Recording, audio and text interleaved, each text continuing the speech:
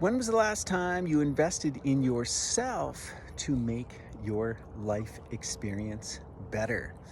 There are all kinds of ways to do this, many of them even free.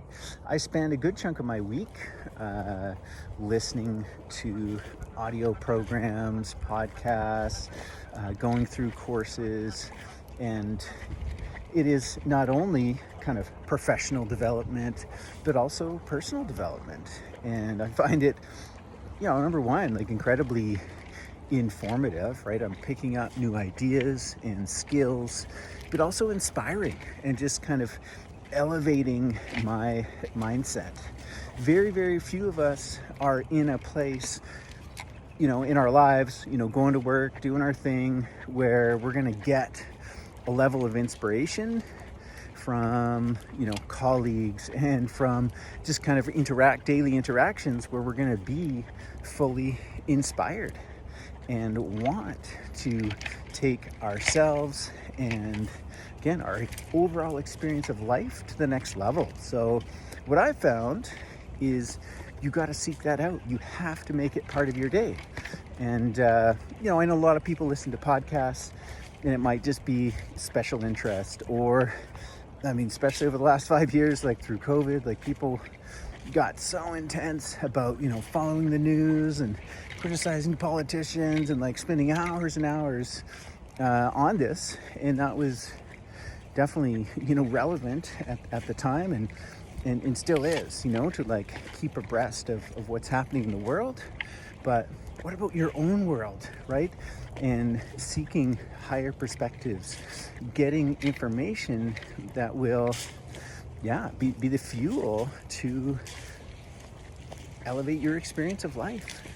So, books, audio programs, so much of this stuff is actually free on the internet that will lead to something else. Well, I think it'll provide a ton of value in the moment, and then it may lead to, a course. Is it in relationships? Is it in parenting? Is it in how to, increase your speed of reading or your ability to assimilate information? Is it career related? Negotiations, whatever it is, your technical skill, your expertise. So many people just kind of graduate high school, maybe do some secondary schooling, and number one, I'm not saying that's bad, but it's institutionalized, and then that's it. I can't remember I heard a quote one time, the average person will read I think it was something like 0.75 non-fiction books in their life, meaning most people aren't reading any. Some people are reading a lot. So to kind of get to that average, most people aren't reading at all. And it doesn't need to be reading if that's not your thing, right? Audio.